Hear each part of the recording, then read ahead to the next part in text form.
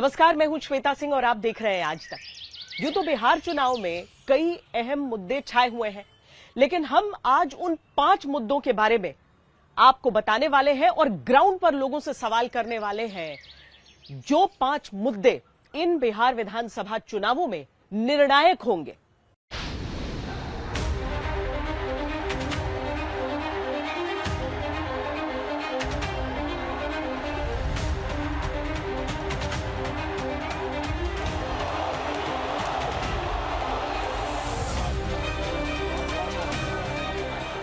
NDA जीत के अपने पुराने सारे रिकॉर्ड तोड़ने वाला है।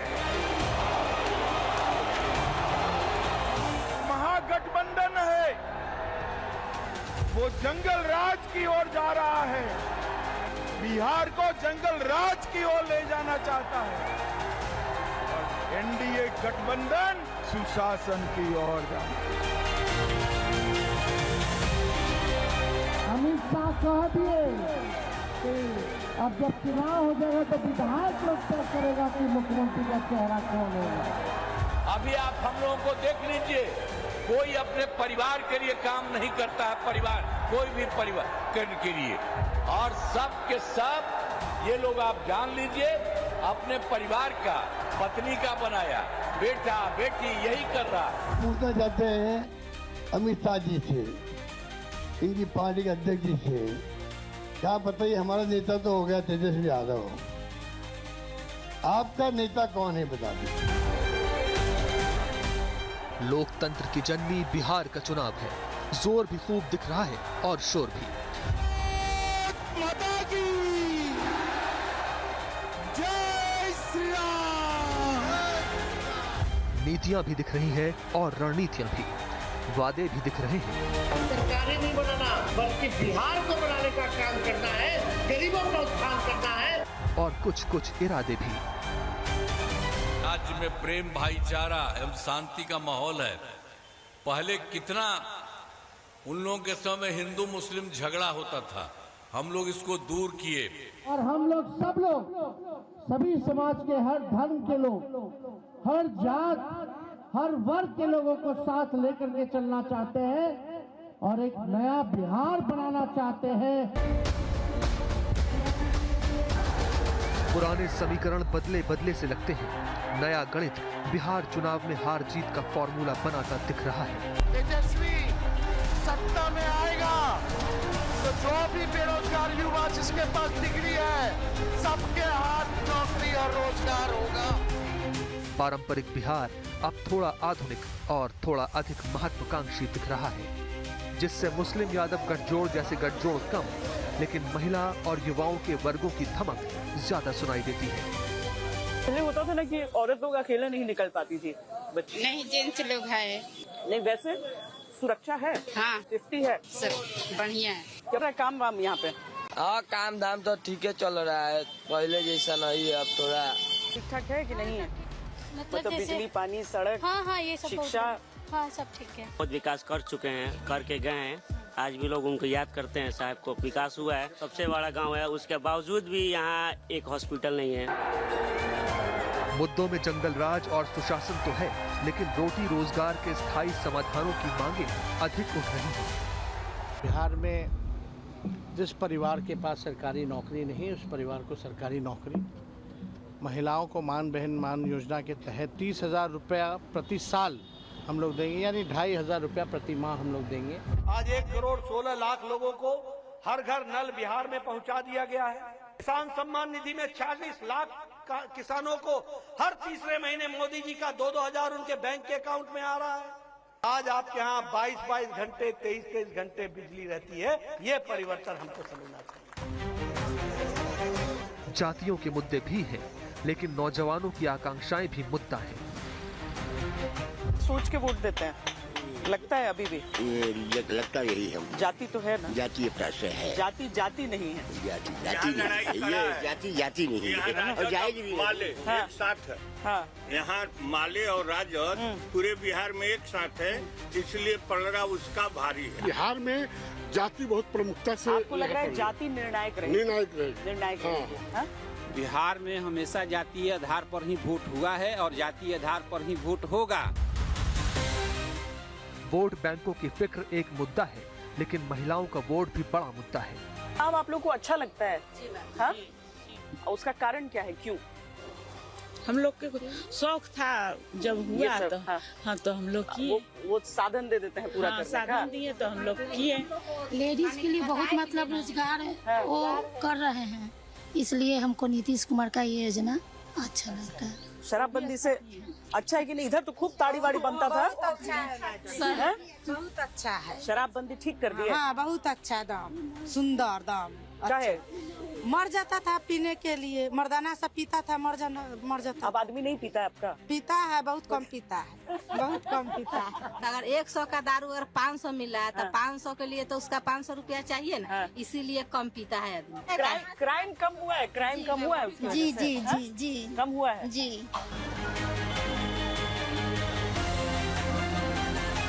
कानून व्यवस्था का मुद्दा तो है, लेकिन सुरक्षा के शासन की उम्मीदें किससे हैं, ये भी एक मुद्दा है। कुमार जी का काम एक नंबर रहा। अच्छा। हाँ, कहा है कि जो आदमी बेड डूबे के बाद नहीं निकलता था वो रात भर रोड पर चलता है। घुसखोरी वाला काम नहीं बंद हो रहा है। समूचे ब्लॉक है भ्रष्टाचार में है।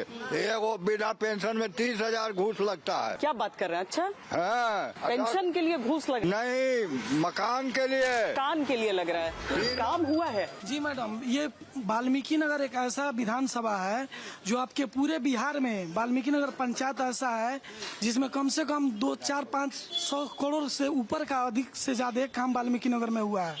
और हम जात का मैडम यादव है, मेरा नाम युवराज कुमार यादव हुआ। अच्छा। मगर मैं कभी नहीं चाहता हूँ कि लालू की सरकार बने, क्योंकि यहाँ बहुत डकैती होता है, लूटपाट बहुत ज्यादा होता था। तो लालू की सरकार में किडनैपिंग अपहरण एक उद्योग था। 90 के दशक के देखें, 2005 के पहले का लालू की सरकार जब था तो अपहरण उद्योग तो था ही, चंपारण मिनी चंबल के नाम से जाना जाता था। लेकिन सुशासन की सरकार जब नीतीश चाचा आए, यहाँ पे चंपारण ही नहीं अपितु पूरे बिहार में सुशासन की सरकार बना। जहां पानी बदल रहा है वहां कोई और मुद्दा है, जहां भाषा बदल रही है वहां कोई और मुद्दा है। ये बिहार है जहां मुद्दे आसमानों से नहीं बल्कि जमीनों से तय होते हैं। छोटी छोटी जमीनों के मालिकों के लिए बड़े मुद्दे भी होते हैं और बड़े हिस्सों में अपना रसूख रखने वालों के लिए छोटे छोटे मुद्दे भी होते हैं। मुद्दे समझने हैं तो यहाँ के लोगों की आंखों को पढ़ना है, उनके मन को समझना है। सबसे पहले बात मुख्यमंत्री के चेहरे की, क्योंकि एनडीए गठबंधन की तरफ से बार बार सवाल पूछे गए कि इंडिया गठबंधन का चेहरा कौन। आखिरकार ऐलान उनकी तरफ से किया गया और एनडीए से पलटकर सवाल पूछा गया। हालांकि यह स्पष्ट है कि एक तरफ से नीतीश का चेहरा है, दूसरी तरफ से तेजस्वी का। इस सब के बीच बिहार की जनता क्या सोचती है? उम्मीदों की रोशनी के साथ हाथ में लालटेन लिए एक खांटी बिहारी युवा आपके सामने खड़ा। इस चुनाव में अगले मुख्यमंत्री चेहरे के रूप में तेजस्वी यादव जी को हम लोग सपोर्ट करते हैं। अभी हम नीतीश कुमार जी के नेतृत्व में ही चुनाव लड़ रहे हैं और हमारे चुनाव का नेतृत्व नीतीश कुमार जी ही कर रहे हैं। अभी तक ये सवाल था कि ये दोनों चेहरे अपने अपने गठबंधनों का नेतृत्व तो कर रहे हैं, लेकिन क्या यही मुख्यमंत्री पद के उम्मीदवार भी होंगे? महागठबंधन की तरफ से इस सवाल का जवाब स्पष्ट तौर पर दे दिया गया है। उन्होंने सही कहा, बहुत बड़े दिल वाले लीडर हैं और उनके नेतृत्व में महागठबंधन एक स्मूथ चलेगा, ये मैं ऐसा मानता हूँ। जब अशोक गहलोत जी आए तो सब कुछ अच्छा होगा। तेजस्वी महागठबंधन के मुख्यमंत्री पद के उम्मीदवार घोषित हो गए तो इसके साथ ही महागठबंधन अब चेहरे के सवाल को लेकर एनडीए पर आक्रामक है। एनडीए का सीएम का चेहरा कौन होगा पता नहीं है। अमित शाह कह दिए कि अब जब चुनाव हो जाएगा तो विधायक लोग तय करेगा कि मुख्यमंत्री का चेहरा कौन होगा। यानी एक बात तो तय है, नीतीश कुमार जी को अमित शाह और भाजपा के लोग दोबारा मुख्यमंत्री बनाने नहीं जा रहे हैं। महागठबंधन के नेता नीतीश कुमार को एनडीए की तरफ से सीएम उम्मीदवारी के मुद्दे को लेकर नए पुराने सारे तर्क लेकर चुनावी मैदान में। आपके यहाँ मुख्यमंत्री का प्रत्याशी कौन है अमित शाह जी? आप तो कह रहे हो विधायक दल तय करेगा। आपके यहाँ तो हाफा डेविड वाला एक आदमी है जो अपने आप उसको भी उप मुख्यमंत्री नहीं बनाए हो आप, ना विजय सिन्हा को आपने नाम लिया। तो जनता दल यूनाइटेड के सारे तंत्र को, यंत्र को और वोट को संजय झा और ललन सिंह के जरिए आपने लूट लिया है। तो लूट तो आपके यहाँ चल रही है। 20 साल से लुटेरे हैं नीतीश कुमार, और नीतीश कुमार की जनता दल यूनाइटेड को लूटने का काम कर रही है भारतीय जनता पार्टी। तो ये लुटेरों का जो ठग बंधन है, इससे करोड़ दर्जे बेहतर हमारा महागठबंधन है। महागठबंधन अपने दावों के पीछे बीजेपी के बड़े नेताओं के बयानों का हवाला दे रहे हैं। मैं भला कौन होता हूं किसी को मुख्यमंत्री बनाने वाला? इतनी सारी पार्टियों का गठबंधन है, चुनाव के बाद जब बैठेंगे सभी दल, विधायक दल के नेता बैठेंगे और अपना नेता तय कर लेंगे।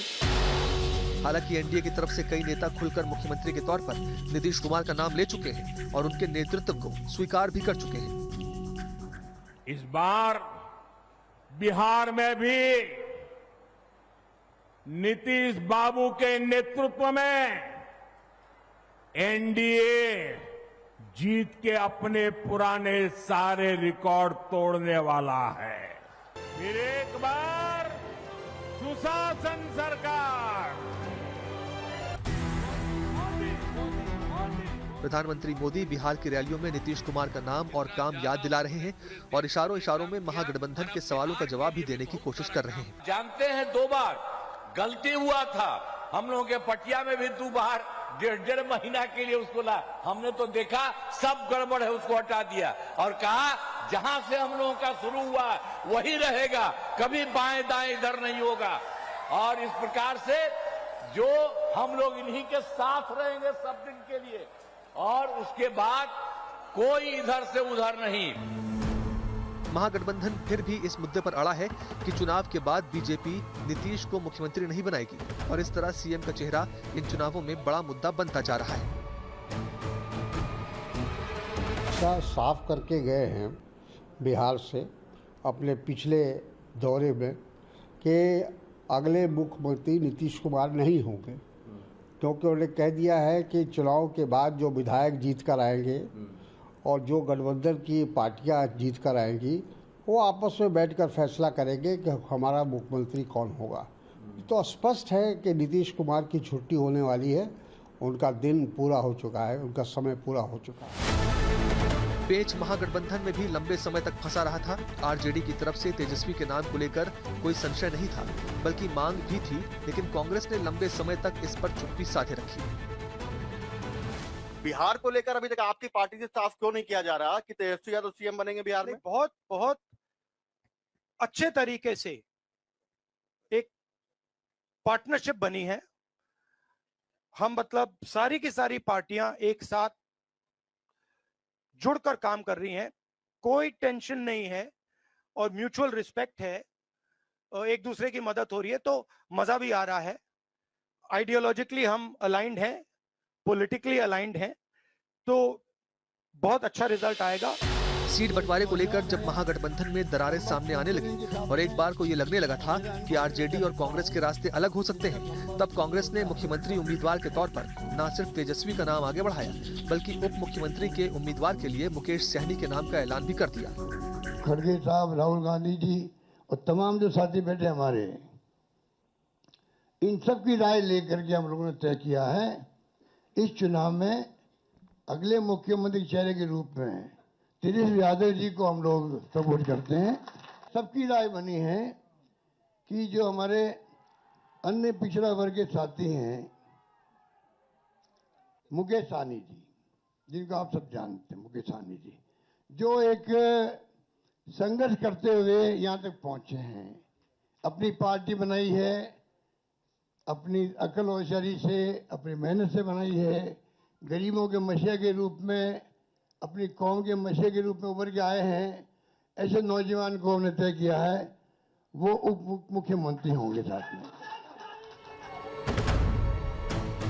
अब आरजेडी और कांग्रेस दोनों एनडीए पर मुख्यमंत्री चेहरे का सवाल उठा रहे हैं और इसे मुद्दे की शक्ल भी दे रहे हैं। आरजेडी इसे बिहारी नहीं बल्कि बाहरी के तौर पर भी रंग दे रही है। जहां उसका इशारा बिहारी से नीतीश कुमार और बाहरी से मोदी और शाह की तरफ है।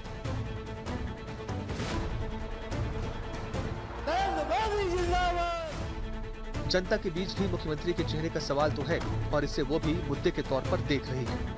जब से नीतीश बाबू आए बिजली में बहुत सुधार हो गया।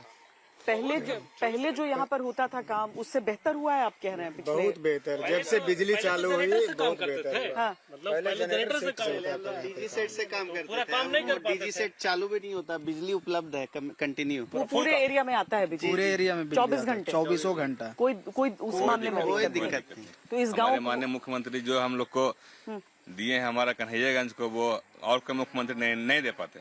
नीतीश कुमार का काम कैसा है, चल रहा है? बढ़िया हो रहा है काम, तो बढ़िया हो रहा है। बढ़िया है। हाँ, बढ़िया हो रहा है। तेजस्वी यादव बोलते हैं इस बार वही जीतेंगे, आपको लग रहा है? वो तो ढकोसला करा, नल जल पानी बिजली सब सुविधा, सड़क और पेंशन मिलता है? बढ़ा के बढ़ा दिए? हाँ। कितना मिल रहा है अभी? 11। नीतीश कुमार सबको पसंद है? सबको पसंद है। हा?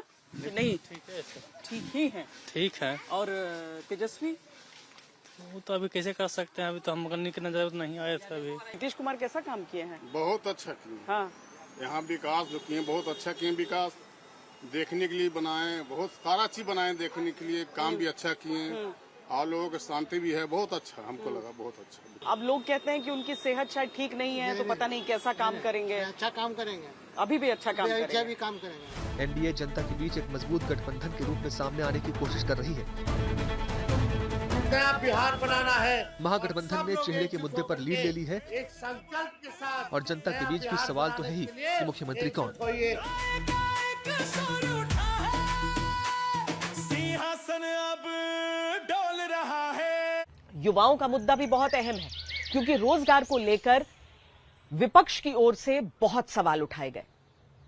आश्वासन भी दोनों गठबंधनों की तरफ से तमाम दिए गए, यहां तक कि जो बाकी प्लेयर्स बिहार चुनावों के हैं उनकी तरफ से भी युवाओं के रोजगार को लेकर बड़े बड़े दावे और ऐलान किए गए हैं। इस मुद्दे पर बिहार की जनता कहां खड़ी है?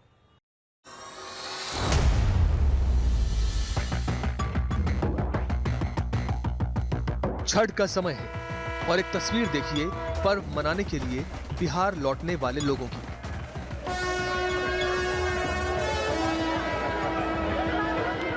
सिर्फ मुजफ्फरपुर आने के लिए 12,90,000 टिकट काटे गए। पटना आने के लिए 23 लाख टिकट और करीब 50% लोग दिल्ली रूट से बिहार लौट रहे हैं।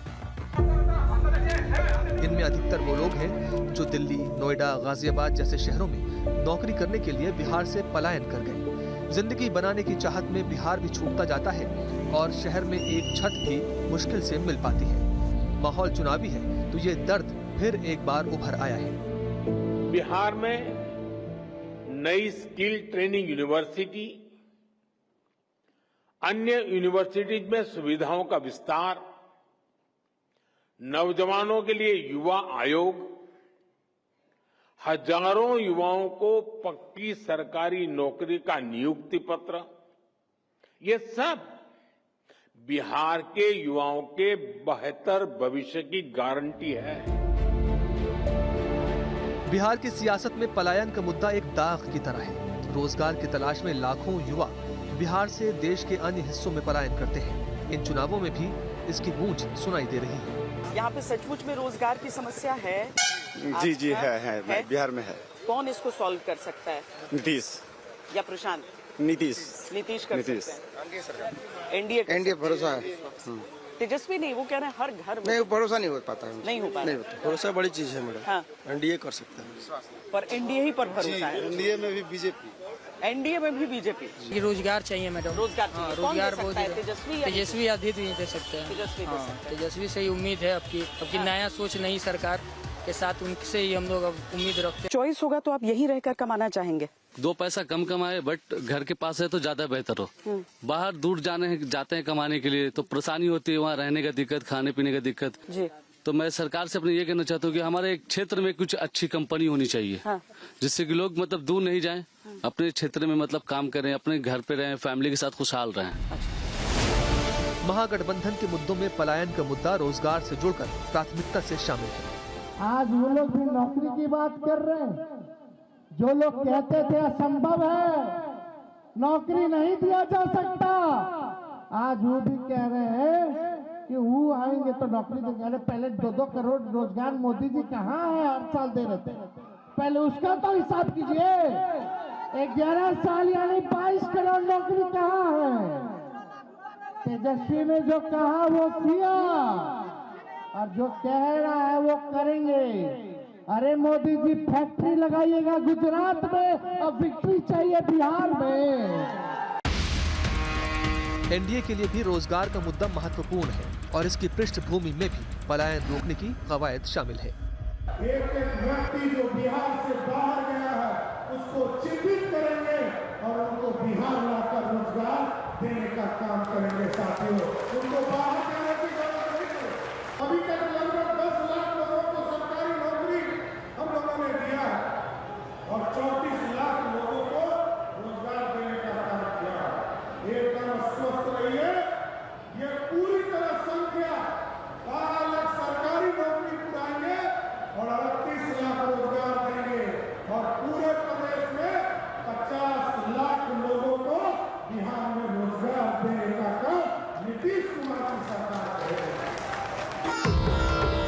बिहार की राजनीति में अपने पांव जमाने की कोशिशों में जुटे जन सुराज के प्रशांत किशोर भी पलायन और रोजगार के मुद्दे पर जन भावनाओं में ज्वार लाने का काम कर रहे हैं। जन सुराज ने एक ही वादा किया है, जन सुराज की सरकार बनेगी, किसी को बाहर रोजी रोटी नहीं जाना पड़ेगा। और कुछ हो या न हो, और कुछ हो या न हो, छठ में जो बच्चे घर आए हैं, अगर 14 तारीख को जन सुराज की सरकार बनी तो अब लड़के बाहर नहीं जाएंगे। ये भीड़ इस बात का गवाह है कि लोगों ने तय कर लिया है कि अब हम लोग को कुछ नहीं चाहिए, सबसे पहले रोजगार चाहिए, पलायन बंद होना चाहिए। छठ, दिवाली, होली सब अपने घर परिवार के साथ मनाना है। कांग्रेस ने भी अपने चुनावी अभियान की शुरुआत पलायन रोको रोजगार 2 यात्रा से की थी, जिसकी कमान कन्हैया के हाथों में सौंपी थी। पलायन का जो कारण है वही बिहार के पिछड़ेपन का भी कारण है। पलायन का कारण है शिक्षा की कमी, पलायन का कारण है रोजगार की कमी, पलायन का कारण है स्वास्थ्य सेवाओं की कमी, और पलायन का कारण है कानून व्यवस्था की कमी। ये व्यवस्था अगर ठीक हो जाए, आधारभूत संरचना हो, कानून व्यवस्था दुरुस्त हो, रोजी रोजगार मिले, शिक्षा और स्वास्थ्य मिले, कोई अपना घर छोड़ करके बाहर नहीं जाना चाहता। सवाल ये उठता है कि चुनावों के वक्त ये मुद्दा सबकी फेहरिस्त में शामिल है, लेकिन जब सरकारों में यही लोग होते हैं तब इस पर कितना काम किया जाता है? क्या कभी हालात बदले हैं या पलायन का दंश झेलने को बिहार के युवा मजबूर हैं? 2011 की जनगणना के अनुसार देश के 34 राज्यों और केंद्र शासित प्रदेशों में कुल 74.54 लाख प्रवासी बिहार से थे। राज्यसभा में दिए गए एक उत्तर के अनुसार 26 जुलाई 2024 तक देश भर में 29.83 करोड़ से अधिक असंगठित श्रमिकों, जिनमें प्रवासी मजदूर भी शामिल हैं, जिन्होंने पोर्टल पर पंजीकरण कराया है। इनमें से बिहार राज्य में 2.9 करोड़ से अधिक श्रमिक पंजीकृत हुए। सरकारी नौकरी करना है या अपना कुछ काम करना है? सरकारी नौकरी करना है। कौन यहाँ पर नौकरी दिला सकता है? सब वादा कर रहे हैं करोड़ों नौकरियों का। हमको लग रहा है नीतीश दिला सकते हैं, नीतीश ही दिला सकते हैं। क्या तो सरकारी नौकरी का वेट नहीं किए? जनरल कास्ट के हैं तो नहीं मिलेगा। नहीं मिलेगा। क्या करते हैं आप? बिजनेसमैन है, कपड़े का बिजनेस है। सरकारी नौकरी का प्रयास नहीं किया? सरकारी नौकरी का प्रयास किए, अभी सफलता नहीं मिली। दोनों लोग बोल रहे हैं करोड़ों करोड़ों नौकरी का वादा तेजस्वी दिला सकते हैं या नीतीश? विश्वास तो हमें नीतीश जी पे ही है, तेजस्वी जी पे तो विश्वास है ही नहीं। जो हमारे बिहार का ही है, संपत्ति का घोटाला कर दे, वैसे व्यक्तियों पर हम कैसे विश्वास कर सकते हैं? जो बार बार मुद्दा उठाते पलायन का, उसके भी हम लोग चाह रहे हैं कि यहाँ भी उद्योग आए, पलायन रुके बिहार में। एनडीए की दलील है कि उनकी सरकार में पलायन रोकने की कोशिशें की गई। सरकार का दावा है कि युवा आयोग और महिलाओं को 35% आरक्षण की व्यवस्था रोजगार और पलायन की समस्या से निपटने के लिए की गई है। साथ ही कौशल विकास योजनाओं के तहत भी रोजगार बिहार में ही दिया जा रहा है, जिससे पलायन की दर घटी है। महागठबंधन सरकार के इन दावों को सिरे से नकारता है और इन चुनावों में बड़ा मुद्दा बनाते हुए बिहार के हर परिवार को नौकरी देने का वादा भी करता है।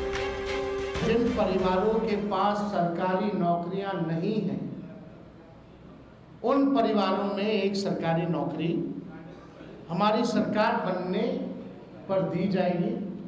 यानी 20 दिनों के अंदर हम लोग अधिनियम बनाएंगे, कानून बनाएंगे और 20 महीने में इस प्रक्रिया को जो है पूर्ण करेंगे। ये हमारा प्रण है और जो कह रहे हैं वो जरूर ये होगा और कर करके हम लोग दिखाने का काम करेंगे। आज का बिहारी युवा पहचान के लिए जूझ रहा है। रोजगार मिलने की सूरत में वो बिहार को नई शक्ल देना चाहता है। वादों से अलग वाकई इरादों को देख रहा है। और हम आपको बिहार चुनावों के उन बड़े मुद्दों के बारे में बता रहे हैं जो इस बार के चुनावों में निर्णायक हैं। बिहार की जनता से हमने अलग अलग जिलों में जाकर पूछा कि उनके मन में क्या चल रहा है।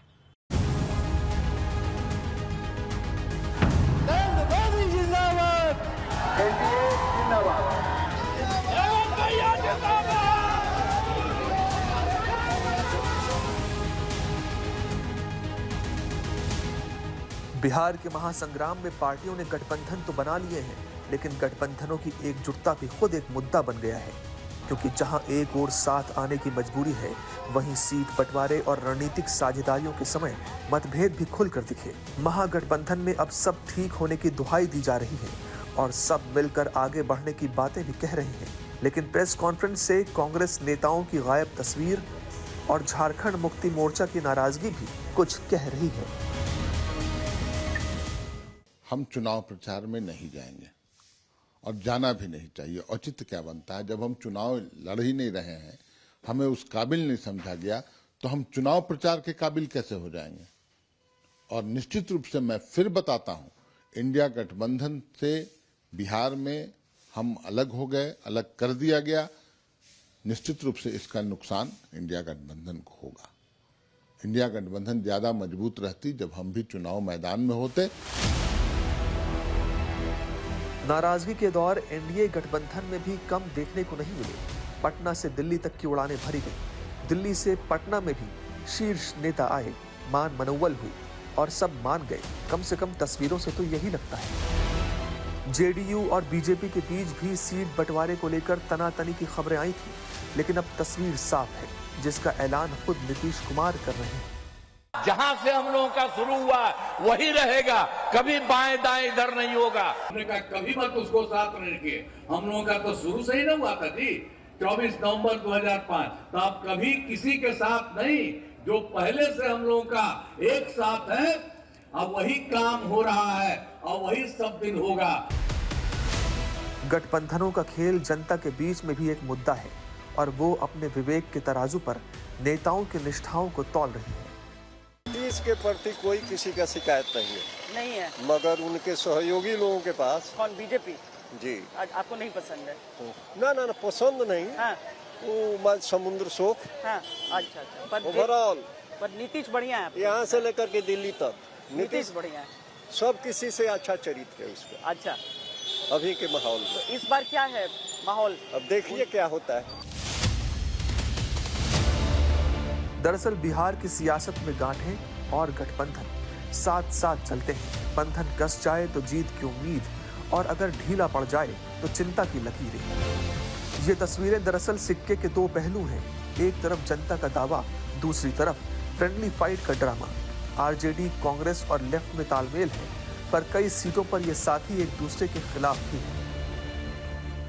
भ्रम में है महागठबंधन के लोग कि भैया कुछ सीटों पे आमने सामने हो जाएं। There is nothing called as friendly fight. Either you are friends और you are fighting with each other. ये दोस्ताना संघर्ष राजनीति में नहीं होता है, ये गलत शब्दावली है। महागठबंधन में कुछ भी ठीक नहीं है। महागठबंधन की नीयत बिहार का विकास है ही नहीं। उनका नीयत अब तक के झगड़े में दिख चुका है कि स्वयं का विकास है। बिहार को जहां तक रफ्तार दी गई है, अब इसको आगे बढ़ाने की जरूरत है, वो एनडीए कर पाएगा।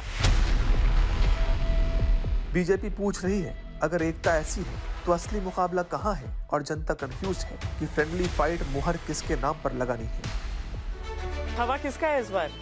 इस बार देखिए दोनों पार्टी तो लड़ ही रहा है भाई, हवा किसका बोला जाए, जो बढ़िया रहेगा वो जीतेगा। अभी किसी को नहीं कर सकते, अभी बहुत जी रहे हैं। आपको लग रहा है नीतीश जी रहेंगे, आप कह रहे हैं कोई भी? आप भी किसी को नहीं कर सकते हैं, 50-50 है। गठबंधन का मंत्र है हाथ मिलाएं ताकत बढ़ाएं, लेकिन हाथ मिलाना आसान है, दिल मिलाना मुश्किल। सीट बंटवारे से लेकर नाराज नेताओं की बगावत तक हर कदम पर गठबंधनों की परीक्षा जारी है। नेता पता नहीं कहां सोए हुए हैं, किनके बातों में सोए हुए हैं। यहाँ के जो हमारे वरिष्ठ नेता हैं वो कहां सोए हुए हैं कि कहां सम्मान मिलना चाहिए। मैंने हायाघाट विधानसभा में सैकड़ों महिलाओं का संवाद किया, सैकड़ों संवाद महिलाओं का किया, जिसमें माई बहन योजना हो, तेजस्वी जी की जितनी सभा हुआ उसमें मैंने भाग लिया, लेकिन उसका प्रतिफल किसी अति पिछड़ा समाज को नहीं मिला। तो मैं आज बहुत ही भारी मन से अपने प्राथमिक सदस्यता के साथ साथ अपने पद पर, जो भी मैं पद पर हूं, उससे इस्तीफा देता हूं। बिहार का महासंग्राम अब सिर्फ सत्ता की जंग नहीं, ये गठबंधन की असली परीक्षा है। बिहार में गठबंधन सिर्फ जीत का रास्ता नहीं, जनता का मुद्दा है, क्योंकि इन्हीं गठबंधनों से जातियों के वोट बैंक का रास्ता जाता है और नाराज नेताओं के समर्थक कभी भी बाजी पलट सकते हैं। ये चुनाव जो है वो निर्णय करने वाला है, फैसला करने वाला है, फिर से जंगल राज बिहार में लाना है या विकास का राज। भाईचारा शांति का माहौल है। पहले कितना उन लोगों के समय हिंदू मुस्लिम झगड़ा होता था, हम लोग इसको दूर किए। और हम लोग सब लोग सभी समाज के हर धर्म के लोग, हर जात, हर वर्ग के लोगों को साथ लेकर के चलना चाहते हैं और एक नया बिहार बनाना चाहते हैं। हमने जंगल राज को सुशासन में बदला। हर रैली में, हर भाषण में कानून व्यवस्था का मुद्दा गूंज रहा है। एनडीए कह रही है जंगल राज की वापसी नहीं होगी। जंगल राज चाहिए क्या? अरे जोर से बोलो, जंगल राज चाहिए क्या? तो महागठबंधन सवाल उठा रहा है, अगर सब ठीक है तो आंकड़े कुछ और क्यों कहते हैं? जनता के बीच भी लॉ एंड ऑर्डर एक मुद्दा है। विकास के लिए सबसे जरूरी है कानून व्यवस्था। जहां आरजेडी जैसे दल हो वहां कानून व्यवस्था हो ही नहीं सकती। आरजेडी के शासन में यहां रंगदारी, हत्या, फिरौती, अपहरण ये एक उद्योग के रूप में फले फूले। आरजेडी के जंगल राज ने बिहार की कई पीढ़ियों को बर्बाद कर दिया। एनडीए के तमाम नेता बिहार चुनाव में जंगल राज का मुद्दा लेकर घूम रहे हैं और लालू राबड़ी के समय की शासन व्यवस्था पर आरोप लगा रहे हैं। मैं छठ मैया से प्रार्थना करता हूं कि हमारा बिहार हमेशा जंगल राज से मुक्त रहे, कानून व्यवस्था मजबूत रहे, हमारी बहन बेटियां सुरक्षित रहे। ये लालू राबड़ी की सरकार आई तो उसके साथ जंगल राज भी आएगा और एनडीए की सरकार बने तो विकसित बिहार पूरे भारत में अपना डंका बजाएगा। बीजेपी की कोशिश है कि 90 के दशक से 2005 तक के लालू की राजनीति के समय की याद दिलाई जाए आज के मतदाताओं को, ताकि ये एक मुद्दा बन सके। आर और रंगदारी, जे और जंगल राज और डी और दादागिरी, यही काम रंगदारी करना, दादागिरी करना, जंगल राज स्थापित करना, इसमें अपने आप को अच्छा समझना। जब निशा की शादी हुई तो क्या किया, टाटा के शोरूम से गाड़ी निकाल कर बोलो ये जंगल राज था कि नहीं था? बोलो ये दिन दिहाड़े लोगों को अपहरण करना ये जंगल राज था कि नहीं था? सवाल यह है कि क्या बिहार चुनावों में ये मुद्दा असर डालेगा? मैं कभी नहीं चाहता हूँ कि लालू की सरकार बने, क्योंकि यहाँ बहुत डकैती होता है, लूटपाट बहुत ज्यादा होता था। तो लालू की सरकार में किडनैपिंग अपहरण एक उद्योग था। 90 के दशक के देखें, 2005 के पहले का लालू की सरकार जब था तो अपहरण उद्योग तो था ही, चंपारण मिनी चंबल के नाम से जाना जाता था।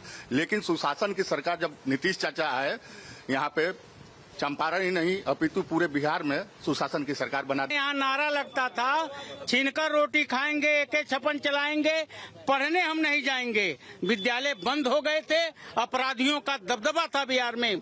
पहले से अभी बहुत बढ़िया माहौल है। जंगल राज से तो अभी बहुत ज्यादा बिहार बढ़ चुका है। बिहार में कुल मतदाता 7,41,92,357 है। इनमें से 18 से 29 साल के मतदाताओं की संख्या 1,77,26,764 है। 30 से 39 साल के 1,92,74,808 है। 40 से 49 साल के 1,57,88,312 है। 50 से 59 साल के 1,04,96,400 वोटर हैं। 60 से 69 साल के 66,26,725 हैं। 70 से 79 साल के 32,63,230 मतदाता हैं और 80 साल से अधिक उम्र के 10,61,118 मतदाता हैं। यानी करीब 23% लोग ऐसे हैं जो 1995 या उसके बाद पैदा हुए हैं, जिन्होंने लालू के शासन को देखा नहीं बल्कि सुना है। हमने जानने की कोशिश की कि क्या उनके बीच लालू राज कोई मुद्दा है। संतुष्ट है सुरक्षा व्यवस्था, बाकी चीजें जो आप लोगों के जीवन को अफेक्ट करती हैं उनसे? हाँ ठीक है, अभी धीरे धीरे विकास हो रहा है। हाँ। पहले निकलने में थोड़ा सा डर लगता था, यहाँ अब नहीं लगता। कोई बहुत ज्यादा बढ़िया नहीं चलता था, कोई चैन उन छीन लेता था, इसके कारण थोड़ा सा हम लोग लेट ही आते हैं। हाँ। तो अच्छा। अभी ठीक है। और लोग पहनना भी छोड़ दिए हैं कि देने से तो अच्छा है कि आप अपने घर में ही रख लो। अपने आप ही सचेत हुए। मुख्यमंत्री का काम अच्छा लगता है? हाँ सही है, लेडीज के लिए कर रहे हैं। अभी तो बीजेपी के ही समर्थन में हम लोग हैं। हाँ। बीजेपी ही इतना ज्यादा काम करवाई है, मोदी जी के पक्ष में ही अभी हम लोग हैं। अच्छा। अब सरकार, अब जनता तय करेगी कि क्या बनेगी, लेकिन अभी तक तो विश्वास हम लोग को वहीं पे आया। 2020 के विधानसभा चुनावों के नतीजों के अनुसार यह स्पष्ट हुआ था कि 37% युवाओं ने महागठबंधन और 36% ने एनडीए को वोट दिया था। यानी उनके बीच यह मुद्दा कितना असरदार है, इस बार यह चुनाव नतीजों से पता चलेगा। लेकिन जिन लोगों ने लालू के राज को देखा है, क्या उनके बीच भी जंगल राज कोई मुद्दा है? पहले तो अपहरण होता था बहुत ज्यादा, अभी आप 1.5 घंटा में यहाँ पे आ जाती हैं। ये सब एनडीए का देन है। 4 बजे दिन में परसौनी चौराहे पे मेरे फादर का और दो और दुकानदार थे। 4 बजे दिन में अपहरण हुआ था मैडम। लालू के रीजन में 12 बजे दिन में हमको उठा कर ले गया था बदमाश सब। अच्छा। हमको, और इस समय हम लोग 12 बजे रात को अपने घर जाते हैं सुख शांति से। मैडम हम लोग का उम्र 35 साल का हो गया, लेकिन हम लोगों ने वो सीन देखा हुआ है कि यहाँ से अगर पटना जाना हो, अगर गलती से कोई उत्तर प्रदेश का रिश्तेदार बिहार में आ जाता तो फिर दोबारा नाम नहीं लेता था यहाँ से चौतरवा जाने के लिए।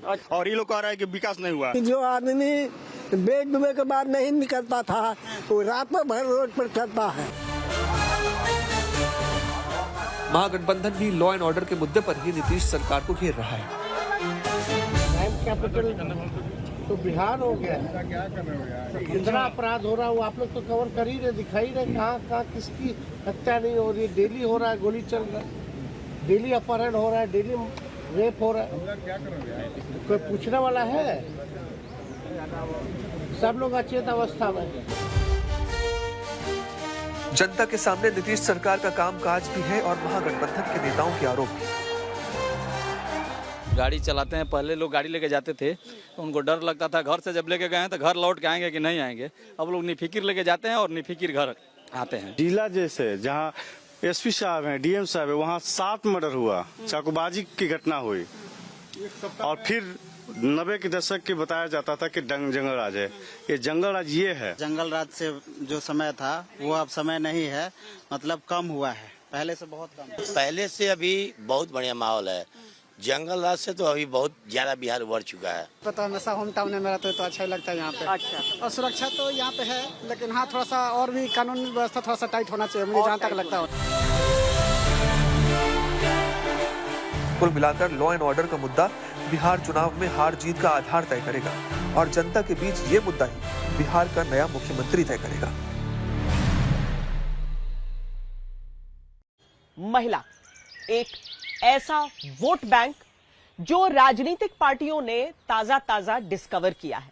जहां पर भी महिलाओं के हित की बात होती है, महिलाएं उस पक्ष पर अपने वोट लुटाती हैं। ये अलग अलग विधानसभा चुनावों में नजर आया है।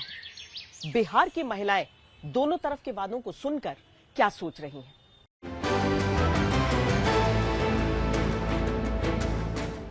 बिहार में इस बार एक चेहरा है जो हर पोस्टर, हर रैली और हर घोषणा के बीच दिखाई दे रहा है। वो है महिला मतदाता का चेहरा, क्योंकि बिहार में अब महिलाएं सिर्फ वोट नहीं देती, वोट से सरकार तय करती हैं। पिछले 3 चुनावों से एक बात साफ हो गई है, बिहार में मतदान का ग्राफ अगर बढ़ा है तो उसकी सबसे बड़ी वजह है महिलाओं की जागरूकता।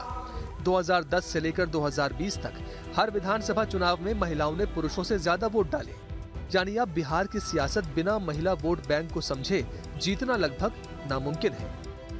रोजगार के लिए हर एक बहन के बैंक खाते में 10,000 रुपये की मदद भेजी गई है। 200 यूनिट बिजली हम मुफ्त में देना चाहते हैं, फ्री बिजली मिलेगी आपको। माई बहन योजना में 2,500 रुपए प्रति माह सीधे आपके खाते में जाएंगे। जिनका रोजगार अच्छा चलेगा उन्हें 2 लाख रुपए तक की अतिरिक्त सहायता भी दी जाएगी। पढ़ाई, दवाई, कमाई, सिंचाई, सुनवाई और कार्रवाई वाली सरकार देंगे।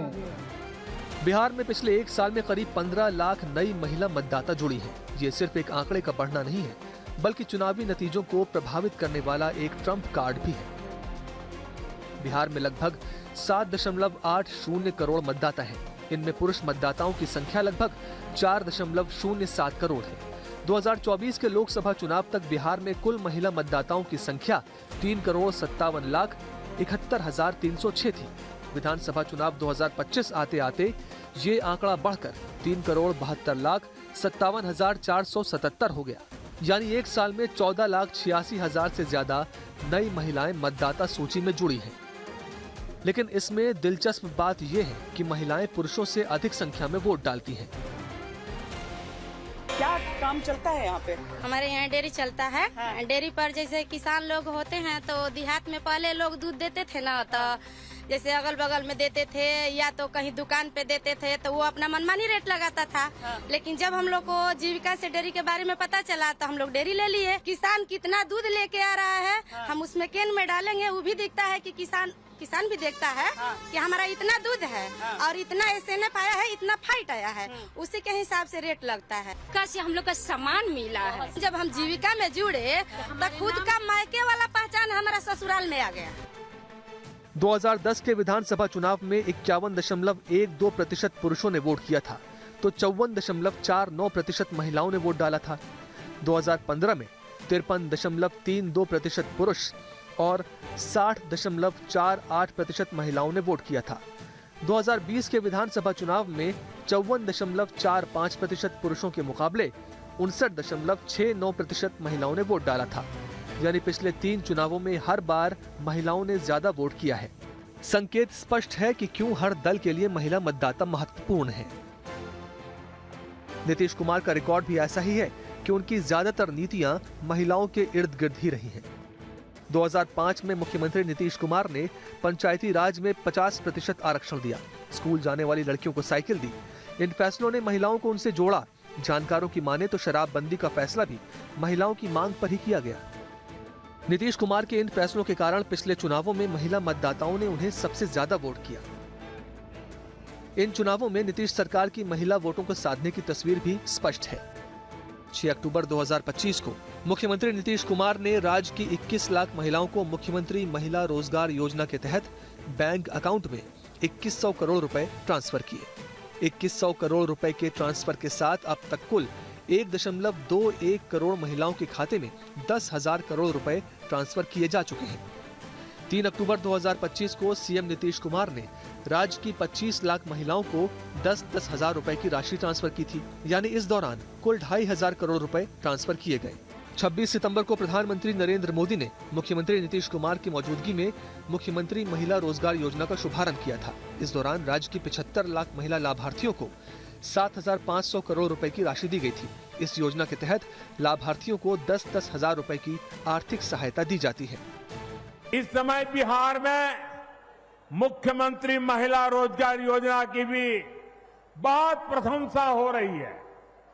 बिहार की 1 करोड़ 20 लाख बहनों को रोजगार के लिए हर एक बहन के बैंक खाते में 10,000 रुपये की मदद भेजी गई है। महिलाओं के रोजगार के लिए एक नई योजना और मुख्यमंत्री महिला रोजगार योजना शुरू की गई है, जिसमें हर घर की एक महिला को रोजगार शुरू करने के लिए 10,000 रुपये की राशि दी जा रही है। इसके अलावा बिहार की सभी नौकरियों में महिलाओं को 35% आरक्षण, बसों में महिलाओं के लिए सीट आरक्षित, आशा और ममता कार्यकर्ताओं के मानदेय में बढ़ोतरी नीतीश सरकार की प्राथमिकताओं में शामिल है। महागठबंधन को भी महिला शक्ति के वोट की अहमियत खूब पता है, इसलिए उन्होंने भी अपनी घोषणाओं में इसका ध्यान रखा है।